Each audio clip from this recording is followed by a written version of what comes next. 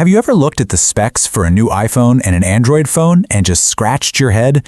The iPhone always has this noticeably smaller battery, but somehow it lasts just as long as an Android flagship that's packing way more juice. It makes no sense on paper, right?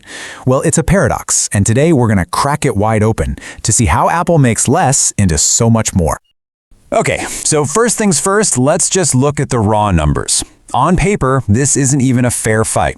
You might see a top-of-the-line Android phone with a massive 7,500 milliamp hour battery, and the iPhone, it's often working with something closer to 5,000.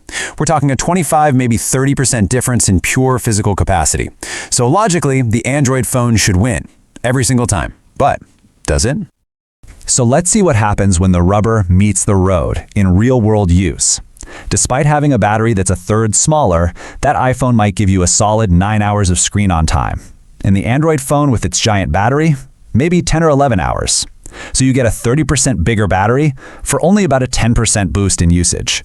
That gap is shockingly small. It just doesn't add up. And that brings us to the big mystery we're going to solve. What is Apple's secret sauce? How do they pull this off? Well, it's not magic. It's actually a two-part strategy, a huge advantage in hardware and an almost tyrannical control over their software. So let's start with the foundation, the silicone itself, the hardware. Apple's first big trick is that they build their entire system from the ground up all by themselves. Think about it. In the Android world, you've got Qualcomm making the chip, Samsung or Google making the phone, and Google making the software. They're all different companies. But with Apple, it's all one team. The A-series chip, iOS, the phone itself, it's all designed in-house to work in perfect, seamless harmony. This gives them a level of fine-tuning that is just impossible for anyone else to achieve. And you can really see this at the chip level.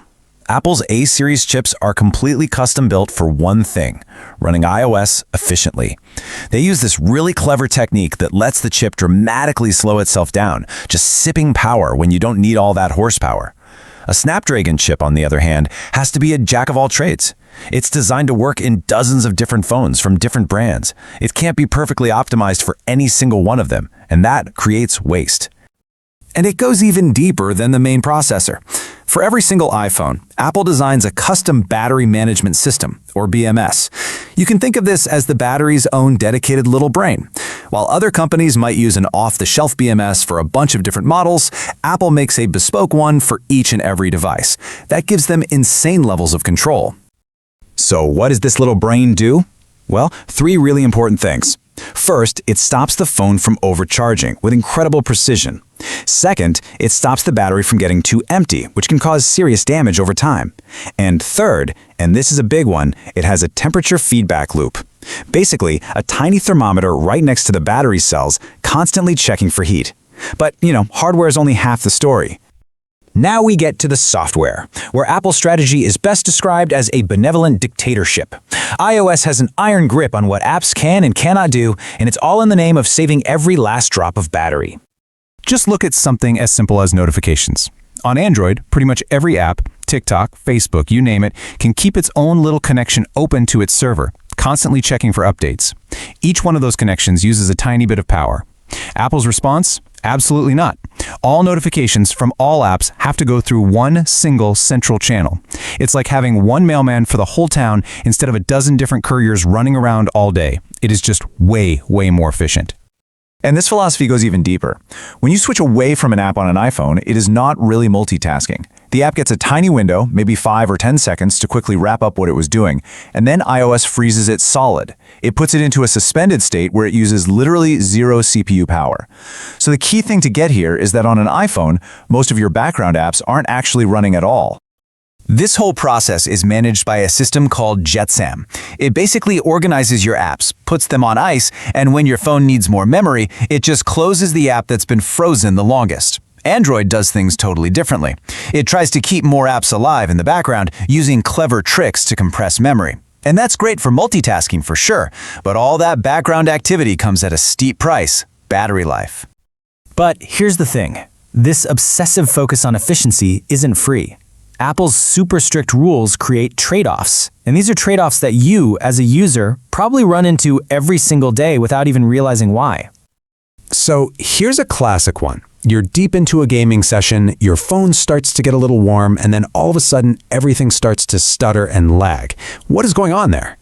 Well, the culprit is that temperature feedback loop we talked about. To protect the long-term health of your battery, iOS is programmed to be super cautious. The second it feels things warming up, it slams the brakes on the CPU to cool things down. It's not a bug, it's a feature designed to preserve your battery. Android phones, by contrast, will often let themselves get much hotter to keep performance up.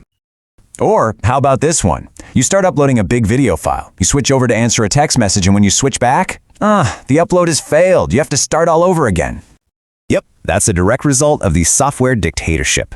iOS just doesn't care about your background upload. As soon as you switch away, that 10-second timer starts ticking, and then poof, the app gets frozen and your upload gets cut off. Efficiency is king, even if it means sacrificing multitasking. So, when you put all the pieces together, what you're really seeing are two completely different philosophies about how a smartphone should work. And this table really sums it all up. Apple's philosophy is all about extreme top-down efficiency. The result? Great battery life and a smooth experience, but it's also very restrictive. Android's philosophy is all about maximum flexibility and user choice.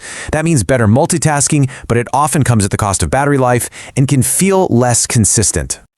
And, Apple's software-first approach has some real consequences. Because they're so good at squeezing every ounce of power out of their software, they've been really slow to innovate on the actual battery hardware.